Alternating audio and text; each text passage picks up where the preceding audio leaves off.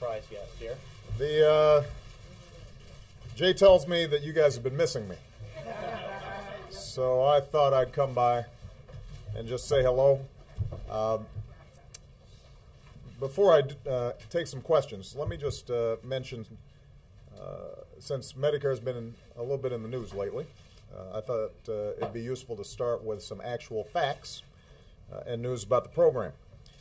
Today, HHS announced that thanks to the health care law that we passed, nearly 5.4 million seniors with Medicare have saved over $4.1 billion on prescription drugs. That's an average savings of more than $700 per person. This year alone, 18 million seniors with Medicare have taken advantage of new preventive care benefits like a mammogram or other cancer screening at no extra cost. These are big deals for a lot of Americans, and it represents two important ways that the improvements we made as part of the Affordable Care Act have strengthened Medicare and helped seniors everywhere get better care at less cost. That's been our goal from the very beginning, and I'm going to continue to do everything I can to make sure that we keep our seniors healthy and the American people healthy. So with that, let me start off with Jim Coonan. Thank you, Mr. President. Thank you for being here. You're no doubt aware of the comments that Missouri Senate candidate Republican Todd Akin made on rape and abortion. Wondered if you think those views represent the views of the Republican Party in general. They've been denounced by your own rival and other Republicans. Are they an outlier or are they representative? Well, let me first of all say the views expressed were offensive. Rape is rape. And the idea that we should be parsing and qualifying and slicing what types of rape we're talking about doesn't make sense to the American people, and certainly doesn't make sense to me. So what I think these comments do underscore is why we shouldn't have a bunch of politicians, a majority of whom are men, making healthcare decisions on behalf of women. And so although these particular comments have led Governor Romney and other Republicans to distance themselves, I think the underlying notion that we should be making decisions on behalf of women for their health care decisions, or qualifying forcible rape versus non-forcible rape. I think those are broader issues, and that is a significant difference in approach between me and the other party. But I don't think that they would agree with the senator from Missouri in terms of his statement, which was way out there. Should he drop out of the race? You know, he was nominated by the Republicans in Missouri. I'll let them sort that out. Nancy Cordes. Yes, Mr. President, thank you. As you know, your opponent recently accused you of waging a campaign filled with anger and hate, and you told Entertainment Tonight that anyone who attends your rallies can see that they're not angry or hate-filled affairs. But in recent weeks, your campaign has suggested repeatedly, without proof, that Mr. Romney might be hiding something in his tax returns. They have suggested that Mr. Romney might be a felon for the way that he handed over power of Bain Capital. And your campaign and the White House have declined to condemn an ad by one of your top supporters that links Mr. Romney to a woman's death from cancer. Are you comfortable with the tone that's being set by your campaign? Have you asked them to change their tone when it comes to defining Mr. Romney? Well, first of all, I'm not sure all those characterizations that you laid out there were accurate. For example, nobody accused Mr. Romney of being a felon. And I think that what is absolutely true is if you watch me on the campaign trail, here's what I'm talking about. I'm talking about how we put Americans back to work. And there are sharp differences between myself and Mr. Romney in terms of how we would do that. He thinks that if we roll back Wall Street reform, roll back the Affordable Care Act, otherwise known affectionately as Obamacare, that somehow people are going to be better off. I think that if we are putting teachers back to work and rebuilding America and reducing our deficit in a balanced way, that's how you put people back to work. That is a substantive difference. That's what I talk about on the campaign. when it comes to taxes. Governor Romney thinks that we should be cutting taxes by another $5 trillion, and folks like me would benefit disproportionately from that. I think that it makes a lot more sense, and have put out a detailed plan for a balanced approach that combines tough spending cuts with asking people like me, millionaires and billionaires, to do a little bit more. That's a substantive difference in this campaign, whether it's on wind energy or how we would approach funding education. Those are the topics that we're spending a lot of time talking about in the campaign. Now, if you look at the overall trajectory of our campaign and the ads that I've approved and are produced by my campaign, you'll see that we point out sharp differences between the candidates, but we don't go out of bounds. And when it comes to releasing taxes, that's a precedent that was set decades ago, including by Governor Romney's father.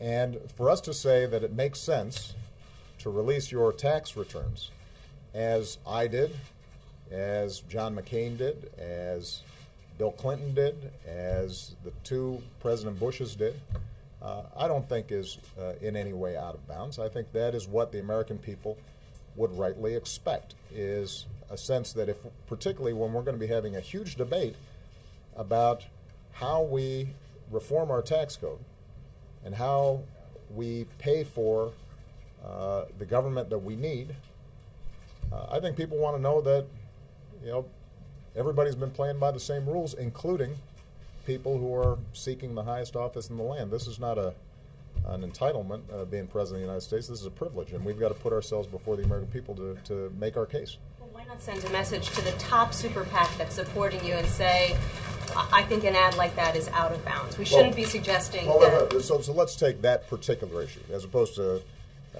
because you lumped in a whole bunch of other stuff that I think was entirely legitimate. I don't think that Governor Romney is somehow responsible for the death of the woman that was portrayed in that ad.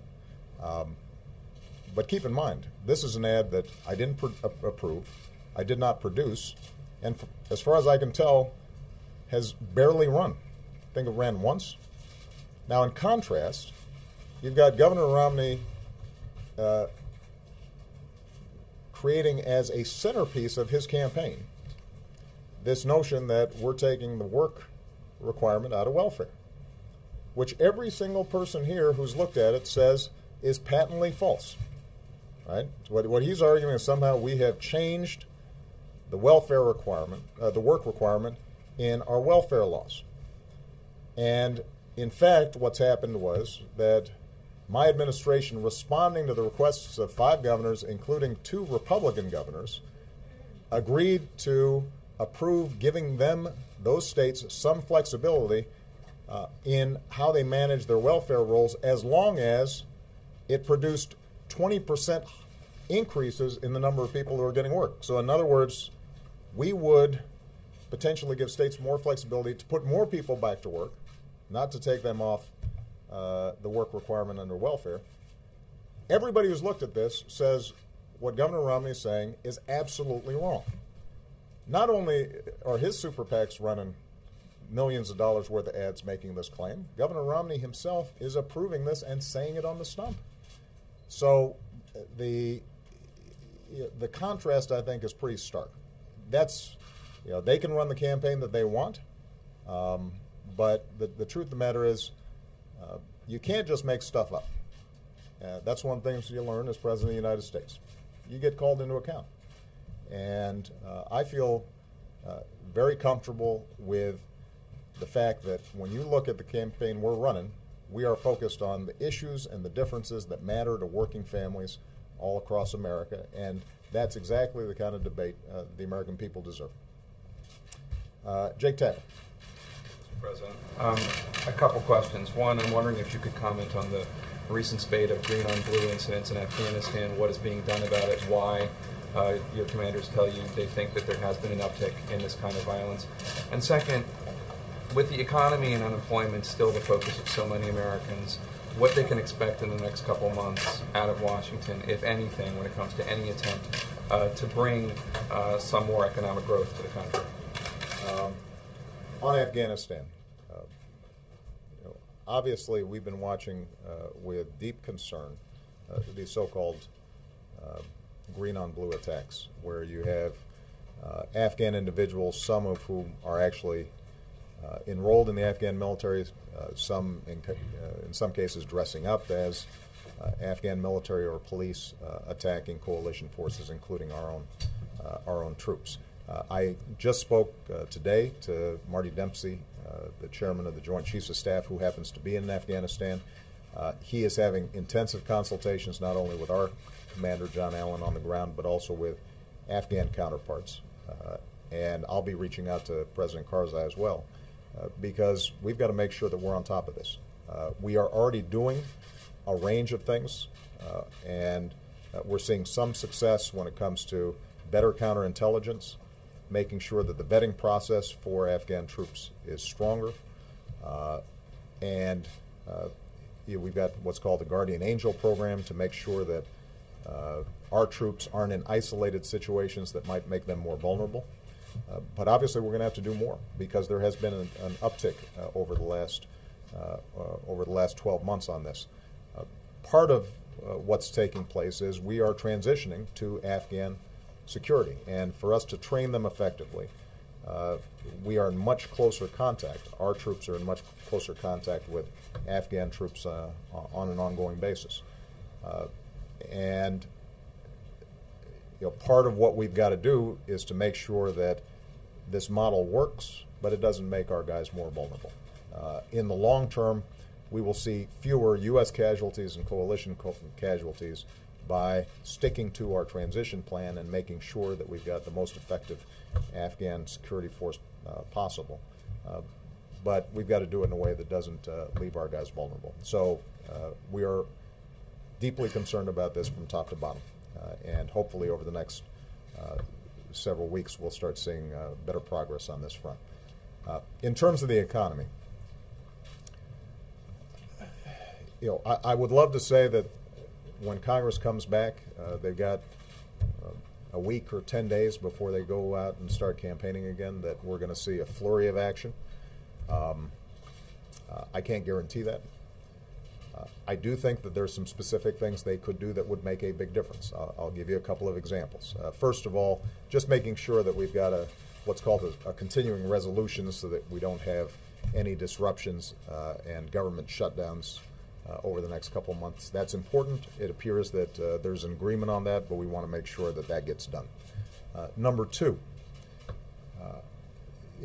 we have put forward an idea that I think a lot of Americans think makes sense, which is we've got historically low interest rates now, and the housing market is beginning to tick back up, but it's still not at all where it needs to be. There are a lot of families out there whose homes are underwater. They owe more than the house is worth because housing values drop so precipitously, and they're having trouble refinancing.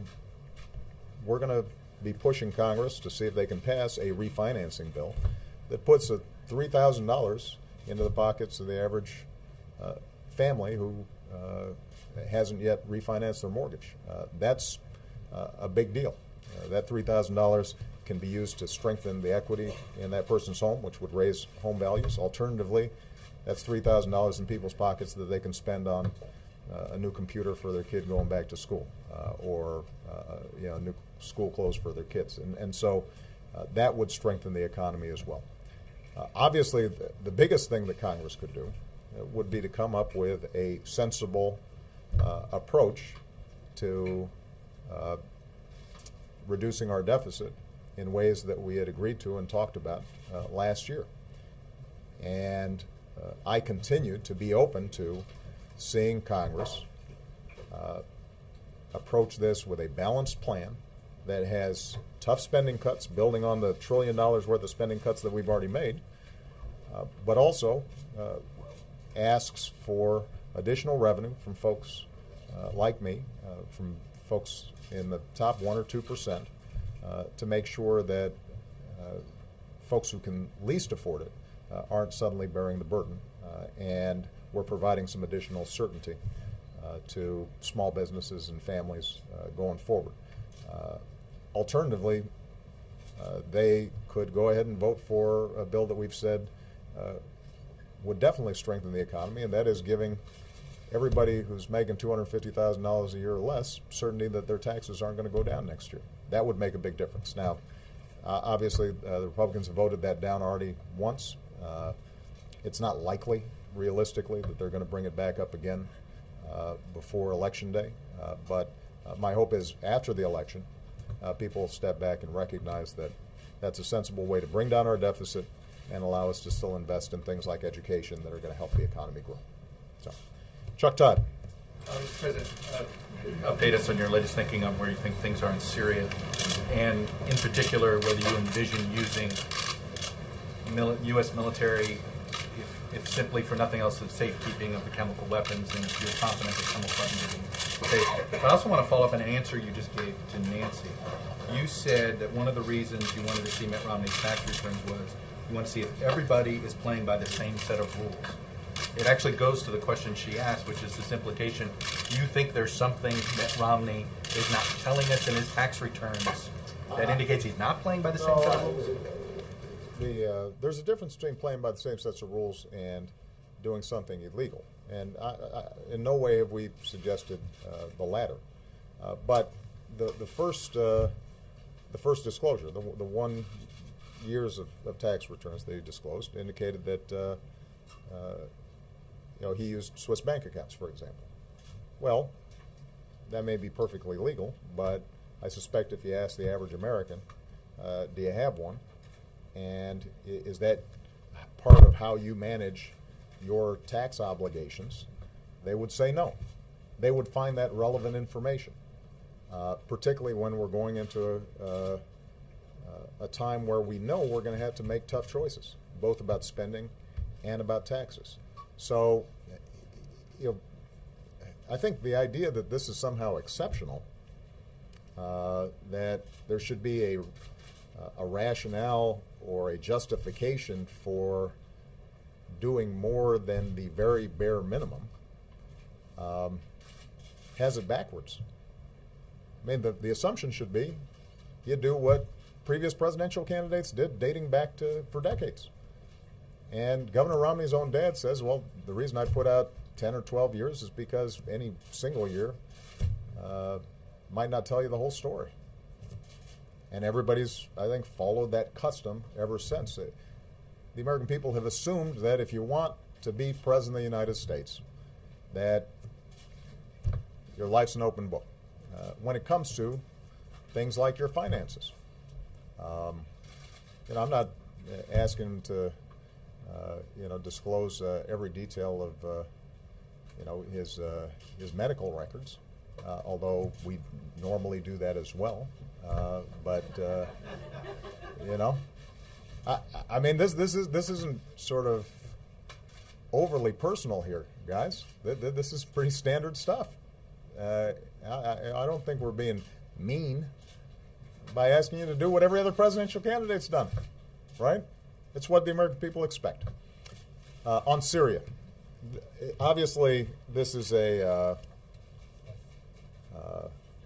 very tough issue.